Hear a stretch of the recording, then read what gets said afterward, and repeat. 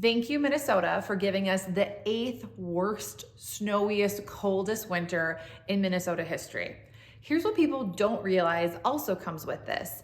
A lot of people have seen their insurance premiums go up on their homes. Why is this? We've had a ton of storms. There's been a ton of things that are happening just with our weather and the winter that we've had that are affecting these insurance companies. In fact, a lot of insurance companies have even pulled out of Minnesota because the profits just aren't there like they thought. So here's one really easy thing you can do today to save yourself money. Go shop your insurance.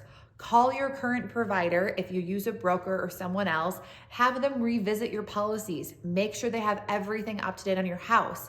If you've done any window repairs, roof repairs, all of those things can save you money on your insurance. In addition to that, if you don't have a broker who shops different companies, it's definitely time to get a second opinion. Sometimes when you get into your policy initially, there's upfront savings that you're allowed to have as a new customer.